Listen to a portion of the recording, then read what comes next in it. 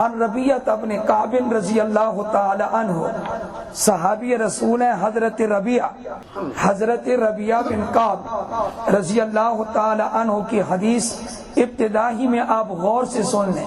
فرماتے ہیں قالا، کیا فرماتے ہیں؟ ان تو ابھی تو مع رسول اللہ صلی اللہ علیہ وسلم، ایک رات میں نے حضور اکرم صلی اللہ علیہ وسلم کے ساتھ گزاری۔ کتنے خوش نصیب ہیں صحابہ جن کو رات اور دن گزارنے کا موقع ملا حضور کے ساتھ صلی اللہ۔ رات گزاری میں نے کن کے ساتھ؟ آپ صلی اللہ علیہ وآلہ وسلم کے ساتھ۔ فرمایا کہ میں نے اس رات یہ سوچا آج کی رات بڑی مزیدار ہے، کیوں نہ میں حضور کی خدمت کر صلی اللہ علیہ وآلہ وسلم، میں کیا خدمت کروں؟ تو فرمایا اتیتو بوضوئہ وحاجتہ، وضو کہتے ہیں وضو کے پانی کو، ایک وضو ہوتا ہے ایک وضو ہے۔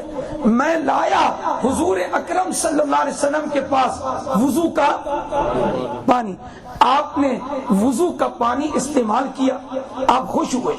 وحاجتہ، اور آپ کی ضروریات، وہ ضروریات کیا تھی؟ فرمایا السواک والوسادہ والسجادہ، فرمایا آپ صلی اللہ علیہ وسلم کے لیے تکیہ، آپ کا مسواک، آپ صلی اللہ علیہ وسلم کا بچھونا، میں نے آپ کی خدمت کی۔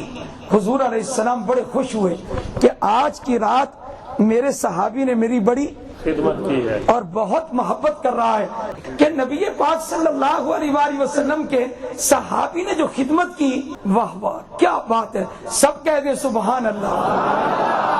یہ آپ علیہ السلام اتنے خوش ہوئے اس خدمت پر، حضرت ربیعہ بن کعب رضی اللہ تعالیٰ عنہ کی خدمت پر، کہ میرے نبی نے فرمایا صلی اللہ علیہ وسلم، میرا نبی اجود الناس، تمام سخیوں سے بڑھ کر سخی، کوئی آج تک ایسا سخی پیدا ہوا ہے؟ پیدا ہوگا بھی نہیں، فرمایا اجود الناس کان اجود الناس۔ آپ علیہ السلام پوچھ رہے ہیں اس صحابی سے، یہ کیا پوچھ رہے ہیں؟ سل، یوں کہہ لیں کہ آپ نے ان کو یہ فرمایا خوش ہو کر، سل کچھ مانگ لو، یعنی کسی چیز کی ضرورت ہو تو میں محمد اس وقت خوش ہوں، کچھ مانگ لو۔ میں آمنہ کا لال خوش ہوں، کچھ اس وقت مانگ لو، جو میں دے سکتا ہوں وہ مانگ لو۔ ذہن میں تھا کہ شاید یہ کپڑا مانگے گا، شاید یہ جوتا مانگے گا، شاید کھجور مانگے گا، شاید جو مانگے گا، شاید دنیا کی کوئی چیز مانگے اور اس کو ضرورت ہو تو میں دے دوں۔ فرمایا سل، اے میرے صحابی تو مانگ۔ کس نے فرمایا؟ آپ صلی اللہ علیہ وسلم نے فرمایا تو مانگ۔ مجھ جیسا کوئی ہوتا یا آپ جیسا کوئی ہوتا تو اس کا یہ ہوتا کہ دنیا کے مسائل حل کروا لیں، لیکن وہ کیا تھا؟ وہ صحابی تھا، اور کس کا شاگرد اور تلمیذ تھا؟ اے میرے صحابی سل، تو کیا کر؟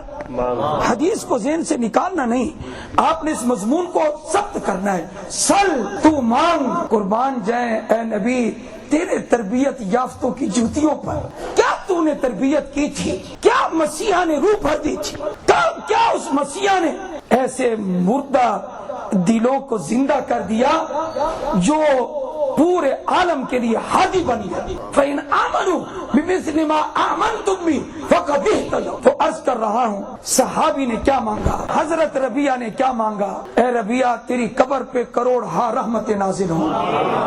تو نے ہمیں بھی سکھا دیا کہ مانگو تو کیا مانگو، جوتا تو ہر ایک کو مل جاتا ہے، کپڑا بھی، کھانے کی چیزیں تو ہر ایک کو مل جاتی ہیں، سب کچھ مل جاتا ہے، پیسے بھی مل جاتے ہیں۔ مانگا تو نے کیا مانگا؟ تیرے حسن انتخاب، تیرے حسن سوال پہ قربان جائیے۔ کہا قل، تو میں نے عرض کی، کیا عرض کی؟ میں نے کہا اے اللہ کے رسول صلی اللہ علیہ وسلم، کیا وہ وقت ہوگا سہانا تہجد کا؟ رات کا وقت ہے نا، میں بات کر رہا ہوں رات کی، تو حضور کو وضو کا پانی کس وقت دیا؟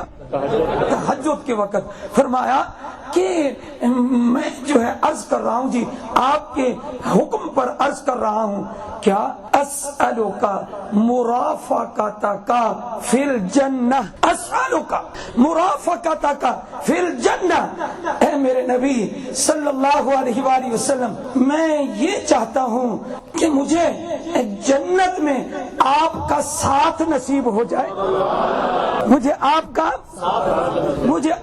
ساتھ نصیب ہو جائے مجھے آپ کا ساتھ نصیب ہو جائے مجھے جنت میں آپ کا قرب نصیب ہو جائے میں چاہتا ہوں کہ آپ کے قریب رہوں یہ کس نے مانگا ربیعہ بن کعب نے رضی اللہ تعالی عنہ نے آگے بھی تو حضور تھے نا صلی اللہ آپ نے تھوڑا سا ٹٹولا کہ یہ اس چاہت میں پکا کتنا ہے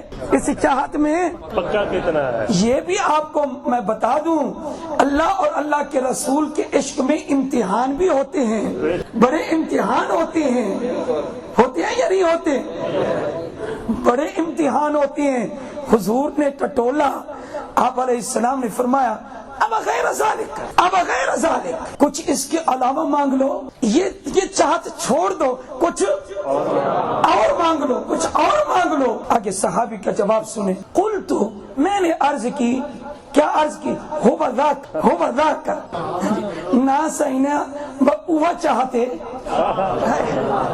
نہ سینا صرف وہ چاہتے بھلا گوا کا چاہتے نال کی دی وجہ ہو بذاک اور کچھ نہیں چاہیے مجھے آپ کا ساتھ چاہیے مجھے جنت میں ساتھ چاہیے واہ کیا بات ہے میں اور آپ جنت مانگ رہے ہیں کہ ہمیں جنت مل جائے صحابی چاہتے ہیں مرافقتک فی الجنہ اے صحابی تو نے جنت کیوں نہ مانگی تو صحابی ہمیں زبان حال سے کہہ رہا ہے کیا جنت تو ملنی ہے اس لیے کہ ہم رسول کے صحابہ ہیں جنت تو ملنے اور میں ویسے میں وجد میں یا غلبہ حال کی وجہ سے نہیں کہہ رہا میں دلیل کی بنیاد پہ کہہ رہا ہوں سورہ حدید پڑھ کر دیکھیں میرے رب نے کہا وَكُلًّا وَعَدَ اللَّهُ الْحُسْنَى اور جلالین میں لکھا ہے الحسنہ سے مراد جنت ہے اور اللہ تعالیٰ کا وعدہ ہے کہ میں نے حضور کے ایک صحابی سے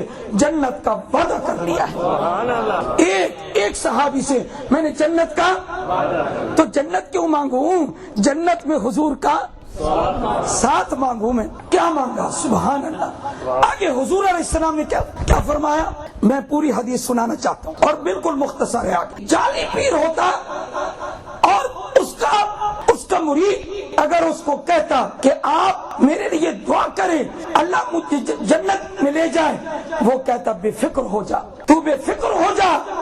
میں ٹھیکیدار ہوں میں تجھے جنت میں لے جاؤں گا اگر کوئی جعلی پیر ہوتا نا فکر نہ کر اسبدے جو ہیں جعلی پیر یہ کہتے ہیں فکر نہ کرو اور میں حضور کا جواب سناؤں گا صلی اللہ صحابی نے کیا کہا مرافقتک فی الجنہ مجھے جنت میں آپ کا ساتھ چاہیے حضور علیہ السلام نے فرمایا اگر تو اسی تمنا پہ پختہ ہے مضبوط ہے تو پھر محمد کی بات بھی سن لے صلی اللہ علیہ وآلہ وسلم فَأَعِنِّي عَلَى نَفْسِكَ بِكَثْرَةِ السُّجُودِ فَأَعِنِّي عَلَى نَفْسِكَ بِكَثْرَةِ السُّجُودِ اے میرے صحابی ایک کام تو کر تیرے لیے دعا میں کروں گا اے اللہ میرے ربیہ کو میرے ساتھ جنت نصیب فرما اور جنت میں اس کو میرے قریب رکھ لیکن ایک کام تو کر صرف میری دعا پہ بھروسہ نہ کرنا